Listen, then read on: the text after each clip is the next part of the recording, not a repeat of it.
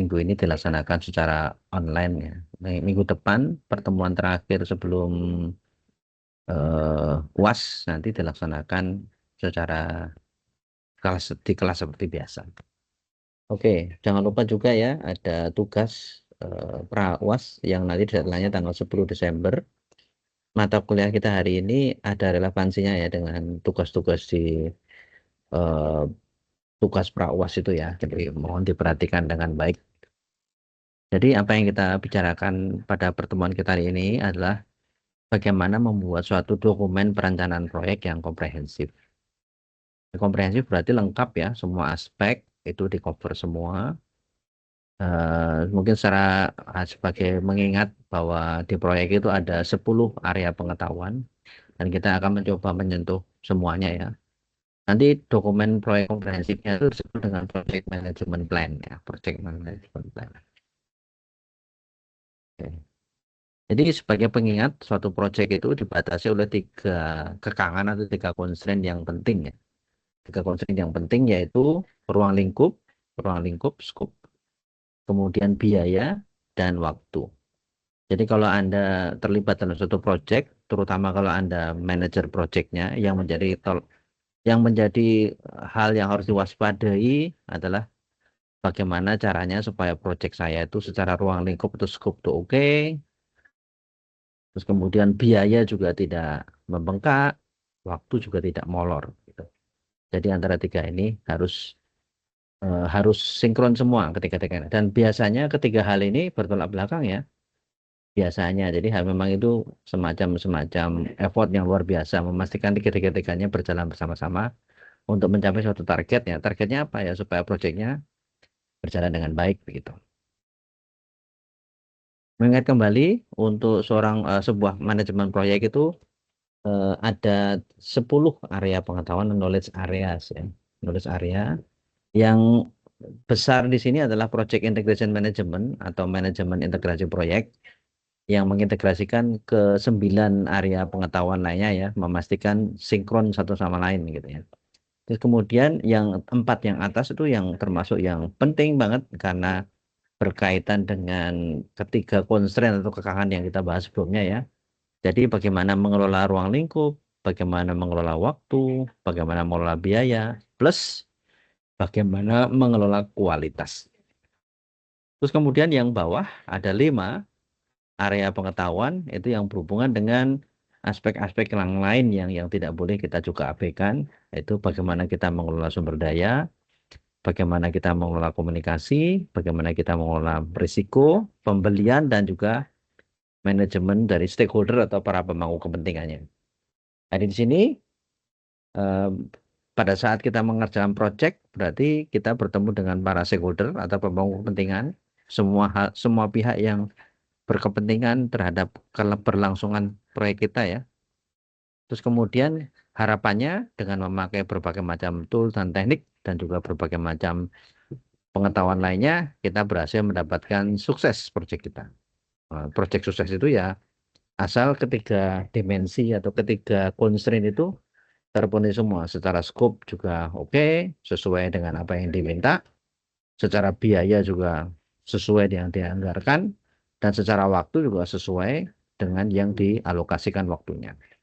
Nah, nanti keberhasilan proyek itu akan menambah koleksi proyek dari perusahaan, koleksi proyek-proyek yang sukses, maka nanti dibentuk menjadi semacam portofolio proyek untuk perusahaan. Nanti secara kolektif keberhasilan dari berbagai macam proyek akan mendukung keberhasilan korporasi atau enterprise itu sendiri. Nah, di sini fokus kita sekarang ada di eh, grup proses atau kelompok proses yang pertama dan kedua ya. Nah, pertama itu initiating, tapi initiating lebih relevan pada project integration management saja. Kemudian kita fokus pada yang bagian planning ya. Kalau minggu lalu kita fokus ke executing, monitoring, controlling. Nah, ini kita fokus ke bagian planning ya, di mana setiap knowledge area-nya juga ada beberapa dokumen yang dibuat gitu ya. Jadi dokumen yang paling penting di sini dengan namanya Project Management Plan atau PMP yang di dalamnya ada sub-sub dokumennya ya, yang merupakan dokumen hasil perencanaan di area pengetahuan lainnya. Oke. Misalnya contohnya untuk project scope management nanti ada namanya scope management plan gitu. Time management nanti ada schedule management plan. Terus kemudian nanti yang disebut dengan cost management ada cost management plan. Terus kemudian quality management ada quality management plan. Kemudian thermal resource project human resource management itu human resource management plan. Communication juga ada communication management plan. Manajemen risiko juga ada risk management plan. Procurement juga ada procurement management plan. Kemudian stakeholder juga ada stakeholder management plan.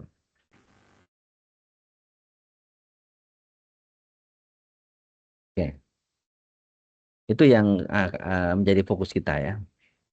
Terus kemudian kita lihat dulu yang pertama ya, sesuai dengan yang tadi ada initiating dulu. Initiating sifatnya lebih seremonial, kegiatan kecil tapi penting yang menandai awalnya dimulainya project. Nah, tentu saja ini dibutuhkan suatu dokumen ya, dokumen yang menyatakan project sudah dimulai begitu. Maka dokumen ini disebut dengan namanya project charter ya. Kita sudah di beberapa minggu yang lalu sebelum UAS itu kita sudah belajar mengenai project charter. Kita sudah berlatih juga membuat project charter seperti apa dan sebagainya. Jadi inilah yang menjadi dokumen yang dihasilkan pada fase inisiasi khususnya yang berhubungan dengan project integration management ya. Jadi project charter adalah dokumen yang secara formal atau secara resmi mengenal eksistensi dari project dan memberikan arahan pada yang berhubungan dengan tujuan dan juga manajemen dari project tersebut.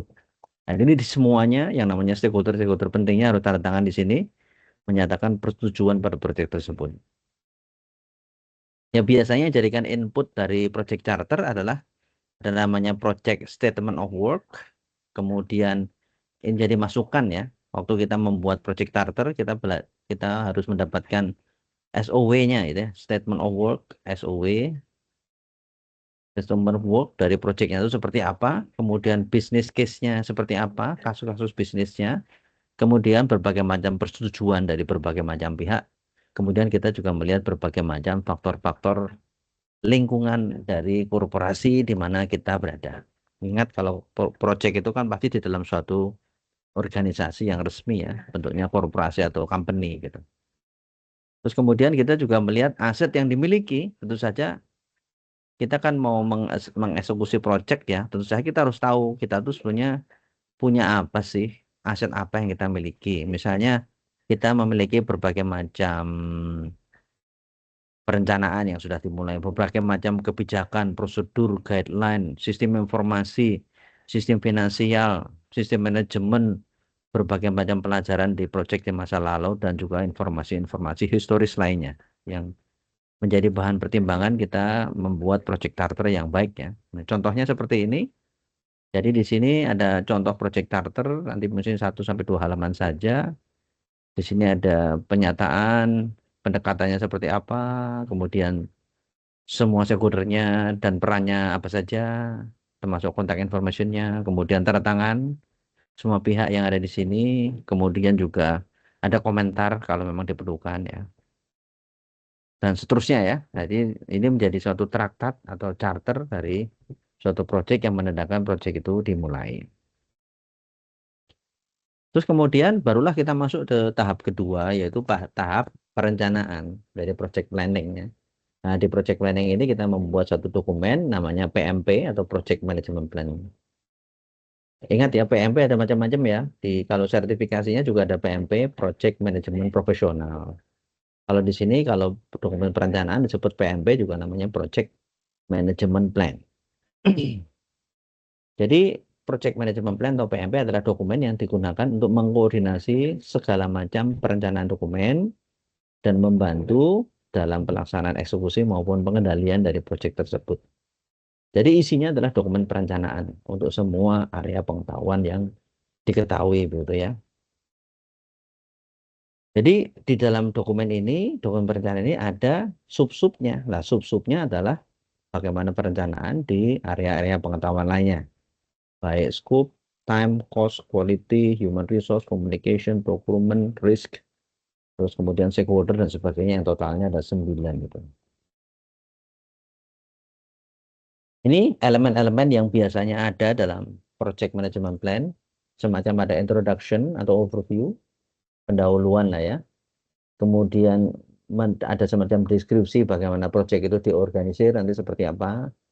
Kemudian bagaimana proses-proses manajemen maupun teknis yang berhubungan dengan proyek itu sendiri, dan bagaimana pekerjaan akan dilakukan, bagaimana pekerjaan akan dijadwalkan, maupun bagaimana mengenai budgetingnya. Aspek budget juga menjadi aspek yang penting ya, karena proyek itu pasti menghabiskan sumber daya, dan sumber daya itu diadakan akan bisa ada kalau ada anggarannya. Ini contoh-contoh dari suatu Project Management Plan untuk pengembangan software ya, disebut dengan SPMP atau Software Project Management Plan. Ini sesuai dengan standar organisasi internasional disebut IEEE. IEEE standar 1058 tahun 1998 ya. Dari ini sih ada section headingnya, overview, ini bab 1, bab 2, bab 3, bab 4, bab 5 gitu ya. Section headingnya ya. Overview, project organization, managerial process plan, technical process plan maupun supporting process plan. Terus di dalamnya ada sub-subnya. Nah, sub-subnya misalnya untuk overview ada purpose, scope, objective, assumption, constraints, project deliverables, schedule and budget summary, evolution of the plan.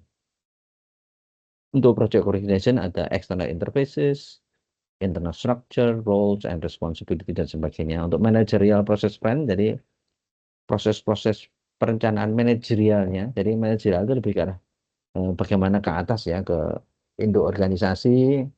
Kalau teknis itu lebih ke arah bagaimana pengerjaannya nanti secara detail seperti apa. Nanti di managerial process plan misalnya startup plan, misalnya bagaimana estimasinya, staffingnya dan sebagainya, work plan, perencanaan pekerjaannya, aktivitasnya apa saja, jadwalnya, resource-nya, alokasi budgetnya, bagaimana rencana kontrolnya, bagaimana rencana risikonya, dan sebagainya. Bagaimana nutupnya nanti dan sebagainya.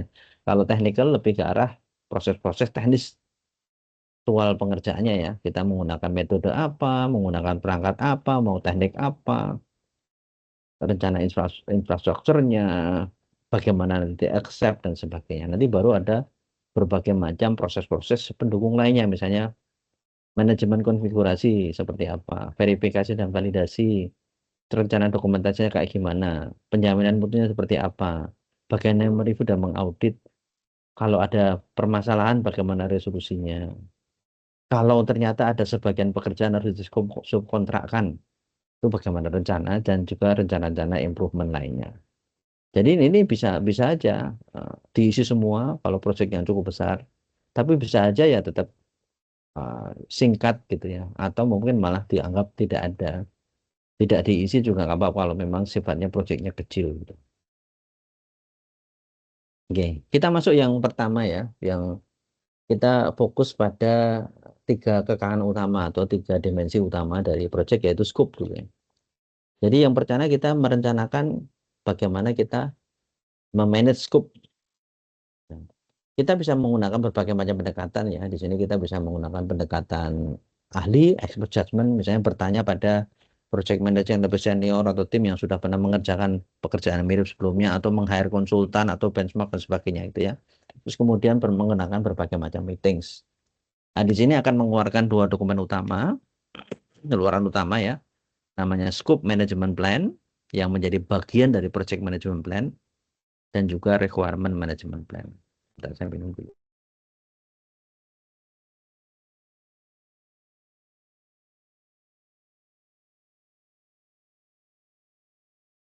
Nah, ini yang disebut dengan Scope Management Plan adalah bagian dari Project Management Plan. Tapi Requirement Management Plan bukan bagiannya ya. Ini lebih bagaimana mengeluarkan requirement nanti yang menjadi kebutuhan dari klien. Nah, ini kalau project IT ya, di dalamnya ada project bikin software gitu. Sebetulnya scope itu apa sih? Makanya scope itu apa sih? Gitu. Nah, scope itu gabungan dari 6 hal ini ya. Jadi fungsionalitas, kemampuannya ya, performance. Jadi fungsi-fungsi yang ada dalam sistem itu apa. Kemudian fitur-fiturnya apa. Fitur itu lebih ke arah karakteristiknya ya. Terus kemudian luaran-luarannya harusnya apa, kinerjanya harusnya seperti apa, seberapa handal sistemnya, dan juga seberapa eh, aspek pemeliharaannya harus seperti apa. Jadi yang namanya scope, aspek-aspek ruang lingkup dari IT project itu menyangkut ke enam-enamnya ini yang harus didefinisikan. Jadi tidak hanya sekedar fungsionalitas sama fitur saja ya, tapi ada aspek-aspek kualitas ini, performance, aspek kualitas, reliability, kualitas, aspek maintainability juga aspek kualitas plus luaran-luarannya. Ini contoh eh, scope management plan ya. Jadi dia harus ini cerita mengenai bagaimana menyiapkan detail scope statementnya, bagaimana meng-create BBS-nya, bagaimana memelihara dan mengapprove work breakdown structure-nya, bagaimana mendapatkan acceptance formal atau penerimaan formal dari bagian-bagian yang mau diserahkan ya dari deliverables atau project deliverables. Jadi sepanjang pengerjaan project kan ada beberapa dokumen yang dibuat dan diserahkan ya bertahap begitu. Nah, bagaimana proses acceptance-nya? Terus bagaimana mengontrol kalau ada perubahan-perubahan? Karena pada saat pengerjaan project kemungkinan besar ada beberapa yang harus dirubah. Jadi memang harus ada proses pengendaliannya ya, jangan sampai tidak di luar di luar kendali malah jadi malah kacau semua gitu. Terus kalau yang namanya requirement management plan ya bagaimana cara kita bisa mendapatkan kebutuhan-kebutuhan dari klien atau dari yang meng-hire kita membuat project tersebut ya, mereka kebutuhannya seperti apa. Nah, nanti biasanya di requirement management plan mendokumentasikan bagaimana kebutuhan project akan dianalisa, didokumentasikan maupun dikelola gitu. Terus kemudian yang kedua, tadi scope yang pertama ya, tiga kekangan utama ya. Scope yang pertama, yang kedua, kekangan yang kedua adalah time sekarang. Nah, kalau time itu lebih ke arah nanti luaran akhirnya adalah jadwal. Jadi namanya nanti membuat schedule management plan ya, bagaimana membuat jadwal. Jadi bisa menggunakan berbagai macam cara ya sama, misalnya bertanya pada orang lebih ahli, menggunakan teknik-teknik analitis, matematis dan sebagainya, berbagai macam meeting dan sebagainya, supaya bisa mendapatkan dokumen perencanaan jadwal itu ya. Kemudian nanti biasanya di dalamnya ada eh,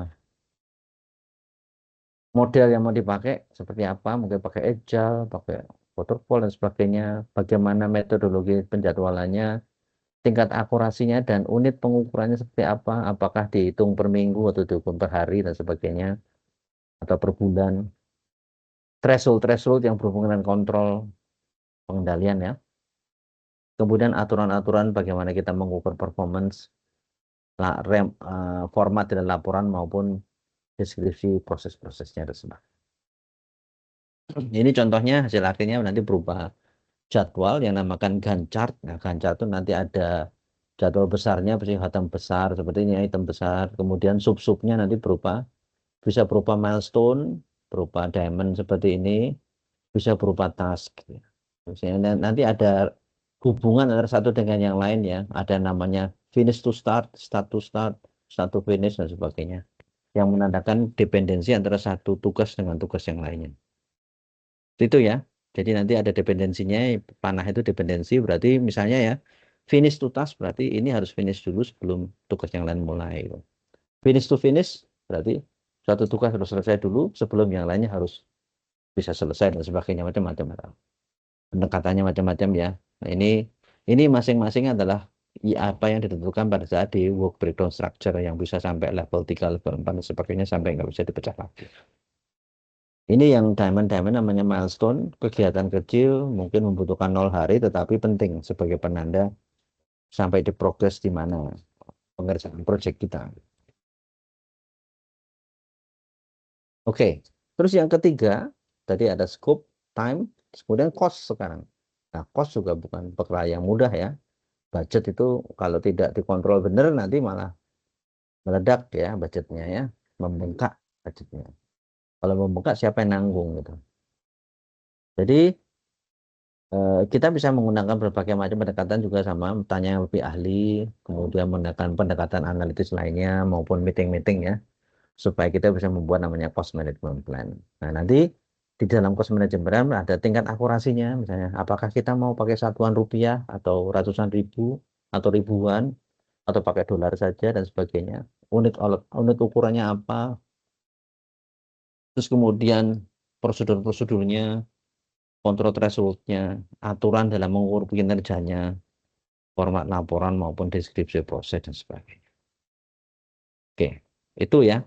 Terus kemudian barulah yang di atas sendiri di eh, yang tadi yang kita berhubungan dengan knowledge area adalah kualitas sekarang. Nah, kualitas itu ya, yang namanya kualitas itu sebenarnya relatif subjektif ya, tapi pada intinya kualitas adalah bagaimana kita bisa membuat suatu produk berupa barang atau jasa dengan kemampuan tertentu sehingga bisa memuaskan konsumen atau klien ya, bisa memuaskan konsumen klien. Jadi kalau misalnya seseorang mau membeli sesuatu atau mengurus sesuatu, membuat sesuatu, kemudian dia menghabiskan suatu biaya untuk membeli, kemudian dia merasa sudah punya ekspektasi seharusnya produk atau jasa itu harganya seperti apa, kemudian dia mendapatkan dan memakainya dan dia merasa ternyata ekspektasinya sama atau malah barangnya lebih bagus secara ekspektasi, berarti dia secara kualitas bagus gitu. Nah, biasanya expert atau ahli-ahli itu mendefinisikan kualitas berdasarkan dua aspek di sini ya. Ada namanya conformance to requirement, seberapa jauh dia memenuhi. Conform itu kayak confirm ya, tapi jauhnya lebih formal. Apakah dia memang memenuhi requirement atau kebutuhan yang diminta? Kebutuhannya kan ditulis dalam SKPL misalnya, atau bentuk-bentuk lain ya, kebutuhannya. Nah, itu memenuhi nggak? Terus yang kedua adalah fitness for use. Apakah produk yang dihasilkan memang sesuai dengan tujuan dia dibuat gitu. Jadi nggak bisa saya membuat suatu barang ternyata dia bisa melakukan bisa memenuhi kebutuhan yang lain tapi yang malah tujuan aslinya malah nggak terpenuhi. Fitness for use. Jadi biasanya diukur oleh dua aspek ini ya, conformance sama fitness for use. Nah, biasanya yang namanya merencanakan kualitas adalah kita mengantisipasi situasi-situasi dan juga menyiapkan berbagai macam langkah supaya luarannya itu sesuai dengan apa yang diharapkan gitu ya. Tentu saja kita harus tahu ya kalau kita membuat suatu barang yang bagus, suatu software yang bagus, suatu handphone yang bagus, suatu mobil yang bagus, ya harus ada persiapan ya. Ada istilah ya bahwa hmm, hasil itu sesuatu yang hasilnya bagus biasanya dia dihasilkan dari proses yang bagus juga. Ya misalnya ya, kalau kita mau membuat software yang bagus, bagaimana kita bisa mencegah berbagai macam kemungkinan cacat yang ada ya, defect dan sebagainya. Jadi kita pilih material yang bagus, misalnya kita pilih pakai software tool yang bagus, berbagai macam datanya juga bagus dan sebagainya gitu ya. Terus kemudian orang-orangnya juga harus bagus, dilatih dan mereka juga paham pentingnya kualitas. Gitu. Terus kemudian ada perencanaan yang baik ya, memastikan bahwa luar yang diharapkan bisa terpenuhi. Oke, itu ya. Jadi kalau yang tengah tadi ada Project Integration Management, terus di atas ada empat. Kita sudah lihat satu-satu, ada scope, perencanaan scope, time, cost, cost quality. Nah, kita sudah mulai yang bawah sekarang, yang lima di bawah ya. Lima di bawah yang pertama adalah human resource, sumber daya manusia. Siapa itu? Ya orang-orang yang mengerjakan proyek kita ya, proyek timnya. Anda jadi project manager, Anda punya anak buah gitu ya. Jadi caranya bagaimana kalau kita mau merencanakan human resource ini ya? Jadi biasanya ya berhubungan dengan ini ya, bagaimana cara kita merencanakan, kemudian kita merekrut timnya. Nah, kalau merekrut itu berarti bukan buka lowongan dan sebagainya ya. Jadi di dalam perusahaan sudah punya tim programmer, sudah punya tim developer, teman tim UI dan sebagainya. Nah, kita kita cari dari tim itu siapa yang bisa mengerjakan proyek kita. Mungkin dia sudah lagi free atau tidak terlibat dari proyek yang lain pada saat itu atau memang dia memang dan sebagainya gitu ya. Jadi bukan kayak benar-benar memasang lowongan dan sebagainya. Jadi kita mendapatkan nanti harus berkompromi juga dengan project manager yang lain dan sebagainya bagi bagi waktu dan sebagainya gitu ya. Jadi bagaimana kita bisa mendapatkan project tim kita terus kemudian tim building ya. Jadi timnya harus dibangun kerjasamanya satu sama lain ada berbagai macam kayak misalnya kegiatan outbound atau kegiatan team building lainnya ada seminar dan sebagainya ya supaya mereka bisa mengasah kemampuan kelompok untuk bertujuan mensukseskan proyeknya. Terus kemudian sehari-harinya nanti bagaimana kita bisa mengelola project timnya. Ingat, tim Anda kan ada orang-orang ya, orang manusia semua. Manusia itu juga punya kebutuhan. Jadi kita bisa tuntut pekerjaan mereka bekerja dengan baik, tapi kita harus paham juga ya, mereka juga punya kebutuhan. Nah, kebutuhan manusia itu berbeda-beda sebetulnya ya. Nah, ini salah satu pendekatannya adalah yang disebut dengan Maslow Hierarchy of Needs. Maslow Hierarchy of Needs. Jadi orang itu mempunyai kebutuhan yang berbeda-beda tergantung dia sekarang ada di mana. Nah, sekarang dia sekarang di mana. Jadi biasanya ini sebagai contohnya yang di sini ya ada gambar ini ya. Jadi ada orang yang memang dia kebutuhan utamanya masih makan minum saja. Jadi dia masih susah untuk mendapatkan makan dan minumannya masih susah. Jadi dia lebih aspek fisik saja ya, physiological. Jadi untuk memotivasi dia ya disediakan makan dan minum secukupnya gitu. Itu ya. Nah, ini jadi kalau orang yang masih di level ini motivasinya ya dikasih makan dan minum. Dia penghasilannya cukup minimal untuk makan dan minum dia dan keluarganya misalnya. Nah, nanti kalau sudah tercapai kebutuhan ini, makan dan minum, maka orang akan mulai memikirkan aspek yang lebih tinggi atau ranah yang lebih tinggi namanya safety. Jadi bagaimana supaya keluarga saya nyaman, aman dan sebagainya gitu ya. Ini hanya bisa jadi motivasi kalau yang bawah itu sudah terpenuhi. Nggak mungkin dia memikirkan safety sebelum yang bawah terpenuhi gitu ya. Aspek basicnya dulu perut, urusan perut gitu ya. Dapurnya jalan dulu. Jadi dia akan biasanya safety itu bisa misalnya dalam bentuk asuransi, terus rumah yang aman dan sebagainya gitu ya. Jadi bisa physical safety, economic security dan sebagainya gitu. Ya, misalnya dia sudah mempunyai saham atau mempunyai tabungan deposito dan sebagainya ya supaya dia secara ekonomi merasa nyaman. Ya, seperti itu ya. Lah barulah nanti kalau ini sudah terpenuhi, barulah orang akan memikirkan aspek sosial, bagaimana dia bisa diterima di masyarakat dan sebagainya itu ya, aspek sosial. Jadi kalau orang sudah terpenuhi fisik sama safety-nya, sudah bukan jadi motivasi lagi dia untuk bekerja dengan kuat, keras ya. Dia harus dimotivasi lagi di levelnya dia itu, aspek sosialnya. Nanti kalau sudah terpenuhi, barulah dia memikirkan aspek lebih tinggi lagi namanya esteem.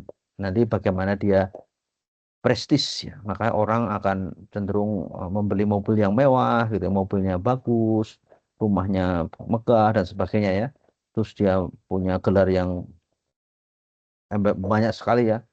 Gelarnya embel-embelnya gelarnya banyak sekali dan sebagainya lebih ke arah prestis sama status. Kemudian barulah yang level tertinggi namanya self actualization. Nah, seperti ini ya. Jadi nanti tim Anda kalau Anda menjadi pimpinan suatu tim yang ada anak buahnya, Anda harus pahami itu masing-masing ini ya. Namanya Maslow Hierarchy of Needs ya. Jadi kalau ada sesuatu yang sudah lewat di situ, misalnya seseorang sudah level sosial, yang bawah itu sudah bukan jadi motivator dia untuk bisa bekerja lebih keras. Yang memotivasi dia yang di aspek dia di situ ya. Contohnya. Nah, bagaimana kemudian kita merencanakan rencana human resource tadi ya? Jadi biasanya kita bisa mengidentifikasikan dan mendokumentasikan peran-peran yang ada dalam proyek, tanggung jawabnya dan juga hubungan satu dengan yang lainnya ya. Nanti biasanya isinya ada susunan organisasi proyek, susunan organisasi proyeknya seperti apa, terus rencana staffingnya, mengisi dengan orang-orang di situ. Nanti juga ada namanya Responsibility Assignment Matrix atau RAM dan juga Resource Histogram. Ini contoh ya, misalnya ada proyek IT yang besar, itu biasanya ada project manager, di bawahnya deputy-nya, ada beberapa sub deputy gitu ya, sub sub sub programnya. Misalnya ada aspek system engineering, independent test group, project technical lead, quality assurance, configuration, di dalamnya ada sub-subnya lagi dan sebagainya. Contohnya seperti itu nanti baru kita pikirkan peran dan tanggung jawab masing-masing, kemudian kita cari orang-orang yang pas untuk masuk di masing-masing kota ini dan seterusnya. Ini juga bagaimana kita bisa mendefinisikan dan mengassign suatu tugas begitu ya. Nanti kita juga belajar yang namanya RFP, Request for Proposal, kontrak, charter, project charter tadi ya, statement ruang lingkup dan sebagainya. Nanti akhirnya mendapatkan namanya finalisasi requirement, keluarannya ada beberapa macam dokumen baseline dan sebagainya. Akhirnya kita memikirkan bagaimana itu dikerjakan. Ini kita ditugaskan dalam tim, kemudian muncullah WBS tadi ya, Work Breakdown Structure, kemudian ditugaskan dalam bentuk task. Nanti berhubungan dengan Organizational Breakdown Structure atau OBS. Jadi yang kita pelajari ini di sini ini OBS ya, Organizational Breakdown Structure. Ada WBS itu Work Breakdown Structure. Nah, di sini bagaimana menggabungkan antara Work Breakdown Structure atau bagaimana pekerjaan itu dipecah-pecah menjadi tugas yang lebih kecil, menjadi tas-tas yang lebih kecil dengan organisasinya kita bisa petakan dalam bentuk matrik namanya Responsibility Assignment Matrix atau RAM. Ini contohnya seperti ini ya. Jadi di sini adalah aktivitas sesuai WBS-nya yang level terendahnya ya 111, 112, 1 dan sebagainya. Terus kemudian ini yang kotak-kotak dari OBS-nya ya, struktur organisasinya, Organizational Breakdown Structure. Terus kita tentukan siapa yang R dan siapa yang P. Siapa yang bertanggung jawab dan siapa yang perform gitu ya. Perform itu berarti menjalankan. Suatu unit bisa menjalankan sekaligus tanggung jawab, tapi kadang-kadang ada yang dipisah juga. Contohnya di sini R sama P bersama-sama ya. Jadi untuk sistem engineering nanti misalnya R sama P yang 112 ya, dan sebagainya. Tapi juga ada yang terpisah di sini ya. Misalnya untuk 111 yang perform adalah test engineering, tapi yang bertanggung jawab adalah sistem engineering. Ini juga sama ya. Ya, seperti ini ya contohnya. Oke. Itu ya.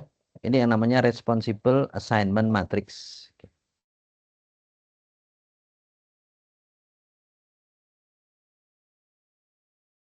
Oke, ini juga ada namanya RACI chart ya, RACI chart.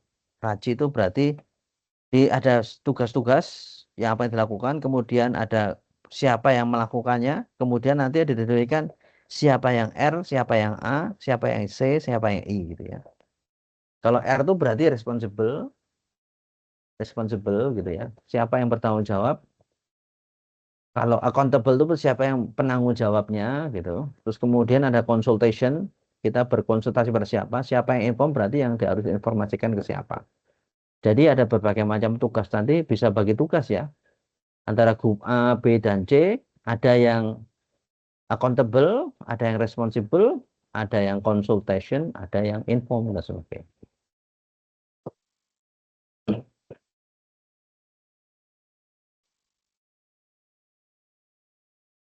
Oke, itu ya yang berhubungan dengan human resource.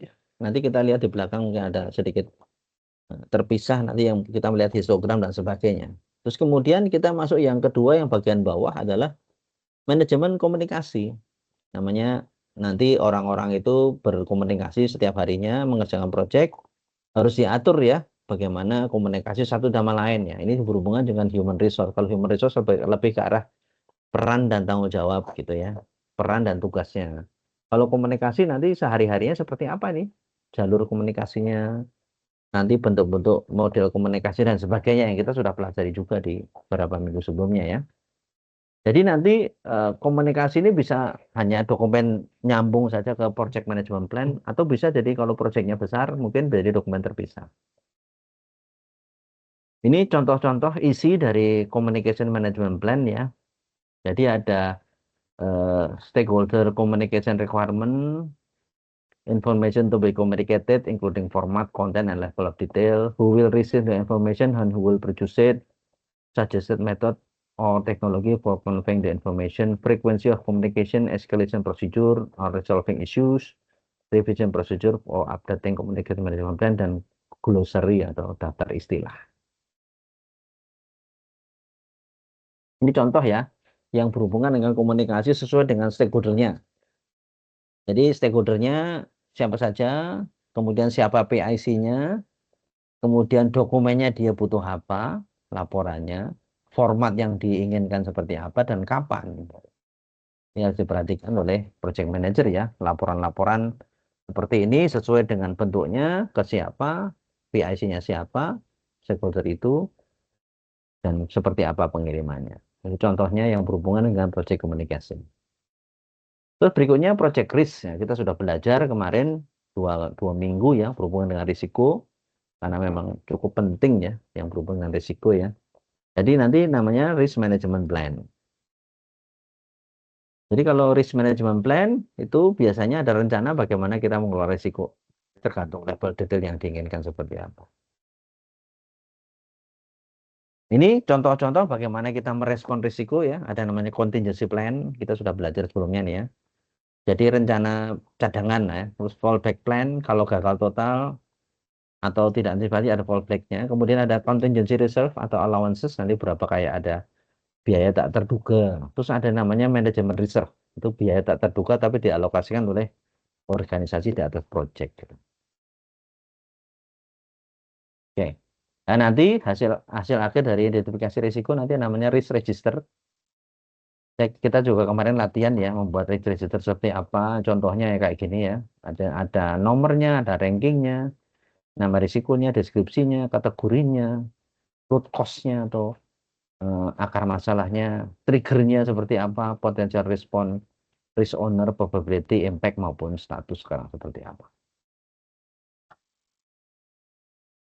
Ini contoh-contoh ternyata setelah di berbagai macam studi ternyata IT project itu biasanya memiliki risiko-risiko yang mirip ya. Anda bisa lihat lagi di PPT kita di beberapa minggu yang lalu ya. Risiko-risiko yang mungkin sangat sering muncul di project IT itu apa saja. Oke. Terus kemudian berikutnya adalah yang berhubungan dengan procurement atau pembelian. Itu bukan sesuatu yang gampang ya. Karena project IT anggarannya besar, harus membeli sesuatu. Belinya itu bisa macam-macam ya. Bisa license, bisa cloud computing misalnya, bisa training, bisa bentuknya hardware, server, dan sebagainya gitu ya.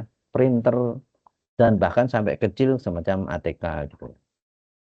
Nah, itu juga harus dikelola dengan baik ya. Kalau enggak nanti kelihatannya kecil-kecil, kalau banyak kan akhirnya juga duitnya banyak kepakai ya. Tapi kalau dalam suatu proyek yang tidak membutuhkan pembelian, mungkin ini nggak perlu dibuat juga nggak apa-apa ya. Ya, ini terutama untuk pembelian-pembelian yang besar ya. Dan pembeliannya mungkin tidak langsung tersedia, tetapi kita meminta orang lain membuatkan untuk kita. Nah, untuk mengikat orang lain itu supaya membuatkan sesuai keinginan kita harus mengikatnya dengan dokumen resmi disebut kontrak. Nah, kontrak itu ada macam-macam ya. Ada kontrak yang tipenya fixed price atau lump sum. Jadi langsung aja harganya berapa. Sebelum selesai juga sudah tentukan. Atau namanya cost reimbursable, ada yang namanya time and material maupun unit price. Dan nanti suatu kontrak bisa macam-macam ya, tidak harus memilih salah satu saja, tapi bisa berkombinasi dari berbagai macam tipe kontrak yang di atas gitu kan. Terus nanti juga ada klausa-klausanya ya kontrak ya. Kontrak itu kan tidak hanya mengasumsikan kegiatan kejadiannya berlangsung baik-baik saja ya. Kadang-kadang harus putus kontrak dan sebagainya atau ada masalah bencana alam dan sebagainya. Nah, maka sebaiknya nanti namanya termination clause ya. Ada bab-bab yang menyinggung hal-hal yang mungkin di luar dugaan tadi ya, yang terpaksa salah satu pihak atau kedua pihak terpaksa harus menghentikan kontraknya. Ini berbagai macam tools yang berhubungan dengan perencana pembelian dan akuisisi, market judgment, expert judgment ya, market research, atau ada namanya make or buy analysis. Jadi kita bisa melakukan analisa, kita tuh membuat sendiri atau kita beli. Gitu. Beli itu berarti ya beli, mungkin minta orang lain dibuatkan dan sebagainya. Nanti kita bisa melakukan berbagai macam perhitungan gitu ya. Ini contohnya, misalnya kita butuh suatu item, itu kalau kita nyewa $800 per hari, tapi kalau kita beli 12.000 dengan biaya harian 400. Nah, kira-kira pada titik mana kita lebih menguntungkan kalau kita sewa dan pada titik mana lebih menguntungkan kalau kita beli gitu. Ternyata melalui berbagai macam perhitungan telah ketemu ya. Jadi kalau kita butuh alat itu kurang dari 30 hari, ternyata menyewa itu lebih masuk akal. Tapi kalau ternyata kita butuh item itu lebih dari 30 hari, ternyata kalau kita beli aja, ternyata lebih menguntungkan. Gitu. Ini contohnya perhitungan yang berhubungan dengan make or buy. Ini dokumen dari pembelian namanya procurement management plan ya. Jadi bagaimana proses pembelian dilakukan atau dikelola dan sebagainya ya, supaya nanti Kalau ada kontrak, bagaimana tutup kontraknya dan sebagainya terusnya sebagainya itu ya. Nah, biasanya nanti bagaimana pekerjaan dilakukan oleh pihak kontraktor kita ikat dalam suatu namanya kontrak statement of work atau kontrak SOW. Statement of work adalah pernyataan pekerjaan ya, deskripsi dari pekerjaan yang dibutuhkan untuk pembelian. Biasanya SOW adalah bagian dari kontrak, disebut dengan kontrak SOW atau statement of work. Dia merupakan tipe pernyataan scope dan sebagainya. Ini contoh SOW, statement of work ya. Jadi ada 4 bagian: statement of work, location of work, period of performance, deliverable schedule, applicable standard, external criteria, special requirement, dan sebagainya. Ini procurement dokumen. Biasanya kalau kita membeli dan nanti pembeliannya itu barangnya nggak ada, jadi kita minta orang lain membuatkan untuk kita mengeluarkan namanya RFP, namanya request for proposal. Jadi kita minta orang lain membuatkan proposal pengajuan ke kita. Disebut RFP ya, kita membuat dokumen namanya RFP, kemudian kita sebarkan ke pihak-pihak yang sekiranya mampu membuatkan untuk kita. Kalau namanya request for proposal, berarti orang lain akan menjawab dengan bentuknya proposal gitu. Nanti tinggal kita pilih proposal mana yang menguntungkan. Tapi kalau barangnya sudah ada, atau barangnya sederhana, bentar saya stop dulu. Kalau barangnya sudah ada atau barangnya simple, tidak memerlukan pengerjaan yang kompleks, kita bisa RFQ, ya, request for quotes. Quote itu berarti harga aja sudah gitu. Ya biasanya nanti kita bisa menggunakan bid juga bisa ya, tender dan sebagainya. Jadi kita pertandingkan satu dengan yang lain gitu ya. Kira-kira mau nawar berapa, memberikan penawaran berapa. Ini contoh template dari RFP ya, request for proposal. Dan nanti kita sebarkan ke pihak-pihak lain ya. Tentu saja waktu kita menyebarkan tuh bukan langsung sembarang open begitu aja. Nanti kalau semua orang bikin proposal, nanti yang masuk proposalnya 100 biji, nanti kita malah pusing sendiri melihat satu sampai satu ya. Jadi harus kita tetapkan ya, perusahaan yang boleh mengajukan menjawab proposalnya itu harus selevel mana gitu ya. Kita bisa tentukan ya kriteria minimum perusahaan yang boleh menjawab proposal ini. Misalnya harus berbadan hukum PT gitu, harus sudah memiliki pengalaman seperti apa dan sebagainya. Nah, itu supaya bisa membuat proposal yang dibuat sedikit, jadi kita effortnya untuk bisa memilih juga lebih gampang gitu. Itu juga berlaku untuk RFQ atau request for quotes. Ingat ya, proposal bisa look good on paper tapi kenyataannya enggak gitu. Jadi hati-hati ya. Jadi untuk menyeleksi proposal itu bukan hal yang mudah. Nah, biasanya kita bisa ajak misalnya calon-calon yang potensial, kita mintakan presentasi. Nah, kita bisa tanya macam-macam sebelum kita menentukan siapakah pemenang. Ini kontrak juga macam-macam tadi ya, sudah saya ini berulang, sorry. Terus ini juga kontrak itu juga ada risikonya yang bisa ditanggung lebih condong ke buyer atau lebih condong ke seller ya. Jadi kalau misalnya fixed price itu lebih menguntungkan buyer karena low risk. Saya sudah tahu harganya nggak mungkin naik ya. Jadi saya tinggal selama saya punya duitnya cocok. Tapi seller risiko ya. Pada saat bikin ternyata inflasinya naik atau harga bahan materialnya naik dan sebagainya, risikonya tinggi ke dia. Kebalikannya untuk yang cost plus percentage of cost CPC, CPPC ini bayarnya risikonya tinggi tapi sellernya low. Dan tinggal kita pilih nih di antara berbagai macam jenis kontrak ini yang kompromi antara keduanya, antara buyer sama seller, akhirnya memilih kontrak yang mana gitu misalnya. Mana yang bersedia nanggung lebih besar dan sebagainya gitu ya. Oke, terus yang berikutnya adalah stakeholder. Nah, stakeholder itu bagian terakhir sepertinya adalah ya. Jadi stakeholder itu bagaimana kita mengelola orang-orang yang mungkin di luar proyek tetapi mereka berpengaruh pada keberlangsungan proyek kita. Jadi kita menganalisis, mengidentifikasi stakeholder, kemudian kita merencanakan bagaimana menghandle mereka gitu ya. Jadi kita bisa mengidentifikasikan di sini ya, current and desired engagement level, tingkat engagementnya seperti apa, bagaimana kita memelihara interrelationship-nya, komunikasinya seperti apa, terus bagaimana strateginya setiap stakeholder-nya maupun bagaimana mengupdate dokumen ini gitu ya. Ingat, dokumen yang namanya stakeholder management itu dokumen rahasia ya, yang kadang-kadang memuat informasi yang sensitif terhadap stakeholder tersebut. Misalnya Pak stakeholder ini namanya Pak siapa, Pak direktur ini orangnya alergi apa gitu ya, dia tidak suka apa, dia hobinya apa dan sebagainya. Kadang-kadang sifatnya sangat rahasia. Jadi makanya sebaiknya kalau dokumen stakeholder management itu hanya boleh diakses oleh beberapa pihak saja, tidak semua anggota tim boleh melihat gitu. Jadi sifatnya sensitive information biasanya. Ini contohnya ya, misalnya Stephen, kemarin stakeholder ada dua ya, ada dua kuadran ya, power sama interest. Power itu berarti seberapa kuat dia terhadap proyek kita, pengaruhnya. Interest seberapa tertarik dia pada proyek kita. Jadi ada yang medium, high sama low gitu. Kalau power itu berarti kalau high itu dia bisa membunuh proyek kita semudah membalikan telapak tangan misalnya. Tapi kalau low mungkin dia nggak mau ngapa-ngapain juga nggak bakal mati ini proyek kita dan sebagainya. Terus yang kedua ada interest. Interest itu berarti dia seberapa tertarik mengetahui tentang proyek kita. Nanti ada high, medium, low. Yang paling penting yang high ini ya. Secara power high, interest high. Terus dia engagementnya sekarang leading, ya. Leading. Jadi memang dia menjadi pelopor atau berdiri di depan kita. Nah ini harus bagaimana treatmentnya gitu ya. Ini ada dia orangnya tinggi besar nih, suaranya dalam, kadang-kadang intimidating dan sebagainya. Terus dia suka apa dan sebagainya nih kalau diperhatikan ya. Terus Chin, Ryan, Betsy dan sebagainya. Ada yang sifatnya resisten, berarti dia sebenarnya nggak suka sama proyek kita. Ada yang suportif dan ada yang sifatnya netral. Nah, nanti masing-masing di treat yang berbeda-beda ya.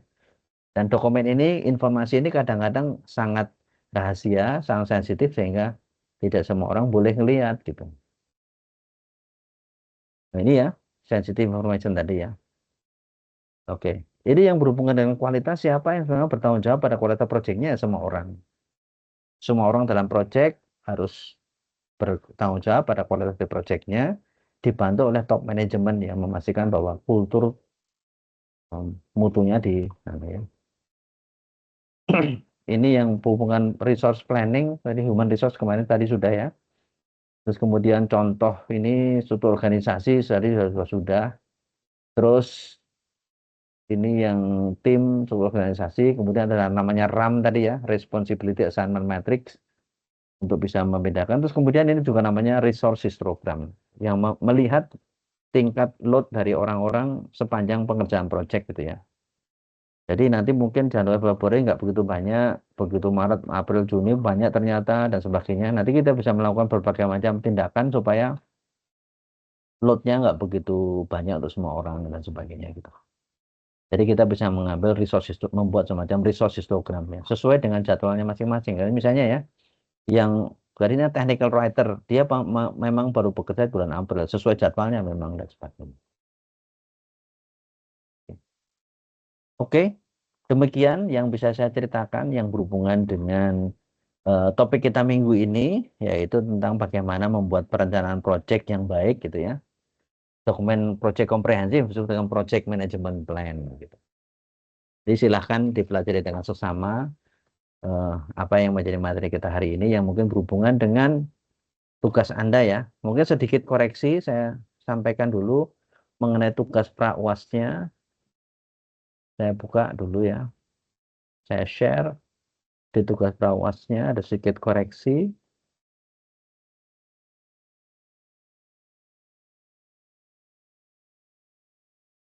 Ini ya, di tugas besar manajemen proyek, tugas prawasnya, terutama di pada ini yang B. Kan judulnya penyusunan OKR dan KPI project. Itu sebetulnya salah ya, harusnya adalah penyusunan KPI. Jadi tidak ada OKR, karena di dalamnya hanya kita minta KPI saja ya. Jadi ya. Jadi tidak ada OKR-nya, meskipun ada pembahasan tentang OKR yang kemarin ya. Jadi hanya menyusun OKR saja. Menyusun KPI, OKR nggak ada. Jadi B itu adalah penyusunan KPI project. Yang lainnya sama gitu. Oke, apakah ada pertanyaan?